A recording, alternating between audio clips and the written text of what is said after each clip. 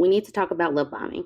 I know I've talked about it before, but there are certain things that need to get talked about over and over until it is in the very front of your brain, because so many times women get blamed when the relationships goes left, even if the man was the one that was lying.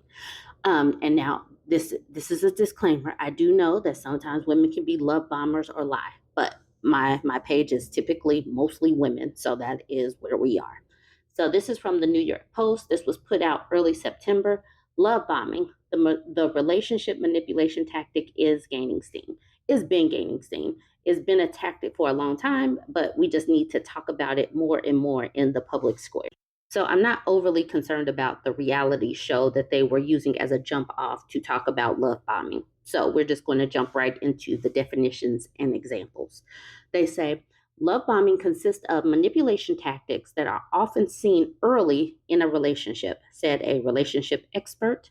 Manipulators use tactics by overly sharing their desire to be with you, showering you with affection, and prioritizing you, all before they truly get to know you, said Leanna Stockard, a licensed marriage and family therapist with LifeStance Health in Boston. Such actions are used to create a facade of love and affection for a new partner, which in turn gets the new partner to let their guard down and begin to trust the manipulator, all to take it away later in the relationship, Stockard said.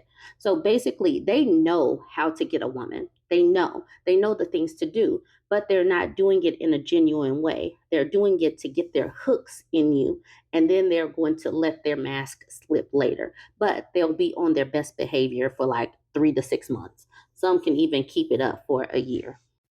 The tactic of love bombing makes the one being manipulated believe that they've done something wrong for that love and affection to be taken away, and to feel that they need to do anything to get it back, she also said. Here are 5 key insights to know.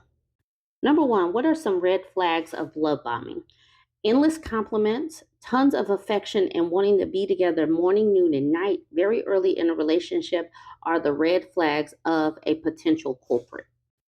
The love bomber makes a new partner feel incredibly special, provides an abundance of gifts, does special things just for you, and provides lots of words of affirmation, says Stockard. The person could also say they've never felt this way before, she noted. Love bombing goes above and beyond what someone expects when just starting to get to know another person. If you feel like your partner is doing too much too soon, it's important to pay attention to that feeling, because it could indicate love bombing. Number two, what if someone feels special, not love bombed? Love bombing can absolutely feel very flattering at the beginning, Stockard said. In love bombing, a person is being tricked into believing the other person feels so strongly about them because of this special treatment, she also said. Yet, once the love bomber believes they got you, they got their hooks in you, and that you're committed to them, the affection and prioritization shown at the beginning fades away.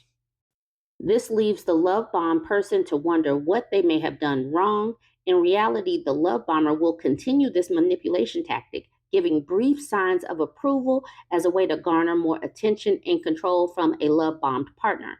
This is where breadcrumbing could get talked about. They give you just enough attention, just enough affection to reel you back in. Like you start to see a glimmer of that who that person was, and then they revert back to who they really are. Number three, are early intense talks about future together a sign of love bombing?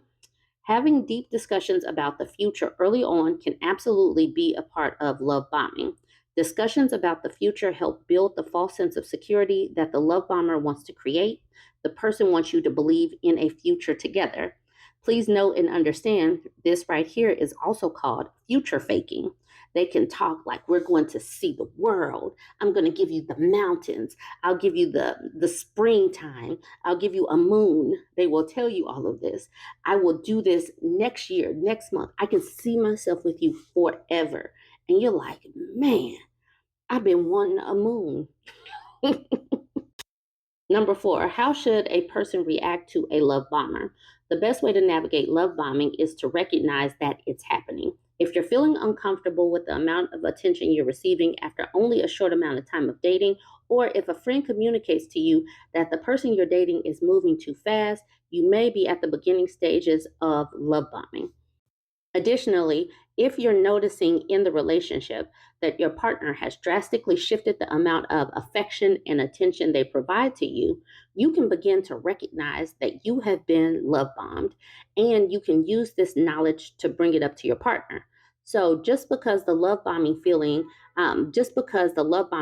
good at the beginning, it will not last, and it is definitely something to be aware of.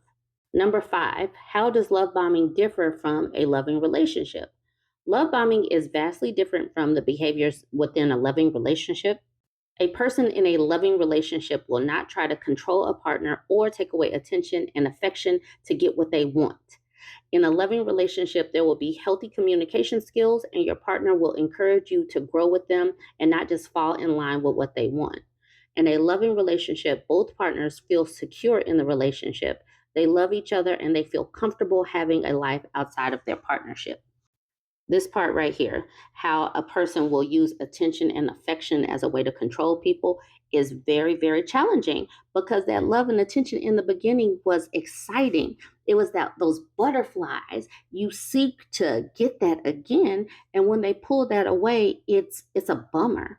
And then they give you the breadcrumbs, they sprinkle it back in there. And so what this shows is they know and understand what should happen in a relationship. They just don't want to do that. They just needed to succor you for whatever reason. And they do this because maybe they needed a hospice care wife. Maybe they are sick. Maybe they needed that nurse in the purse and they needed to get you on the hook quickly for whatever reason. Maybe they know that their finances suck. So they needed to get in your house. There are plenty of reasons why, because they know that they are sucky people and can only keep their mask up for a little while, and they don't actually plan on being a loving and supporting person. So there are lots of reasons to know and understand why they do this, but you need to know that they do this so that as soon as you start to see the breadcrumbing, the pulling back, the hot and cold behavior, that you can act appropriately. It'll click in your mind. Ah, this is what they have been talking about. So we've been talking about the flip, that sometimes they isolate you and then they change. Beverly, she's bordering on victim blaming, saying it's not that he flips, but we ignore the signs and behaviors until a significant event occurs, birth, move, etc. We often hope it'll change, but it usually doesn't or gets worse. This goes back to the victim blaming, but also women don't always know that they're being love bombed. That's the reason why I need to talk about these manipulation tactics more so that women can see and understand, because they don't always know the signs. It's not that they're ignoring the signs. They are, like she says, hoping that it'll go back to the way that it was in the beginning. So you can't victim blame, but people like this will victim blame. Like, why didn't you see? Well, how would they know? Maybe they were really wanting this to happen, and then this person came in and said they were going to give them the moon. And then all of a sudden they're isolated, they're financially dependent, and then they have switched. PJ wanted to know, how is this helpful? While you are correct that there are some people who ignore the red flags, there are entirely too many women who have not only seen but physically experienced the sudden flip. And then EVBC says, this is why these conversations are important, to help people realize what behaviors are red flags to prevent women from going through this. And that's why I'm continuing these conversations, because they are very, very valuable. Now I want to end with these two. EVBC says, they say choose better to try to shame women. If we can unpack what did I ignore? Why didn't I know it was a red flag in the first place? Shame doesn't work anymore. It's not effective anymore. And then Flamethrower says, heavy on the why didn't I know what abuse is, and why did everyone fail to teach any of us girls about it? We're not told for a reason. We're not told. It's a manipulation tactic for a reason, to control women. And now we're talking about it because we want women to get past this, get through this, recognize it for what it is, and run quicker and run faster. Saying you should have known better, you should have got out quicker, all of that doesn't help. But giving these red flags, these signs, these manipulation tactics, and talking about it over and over will help someone. Join the conversation, like, comment, and share.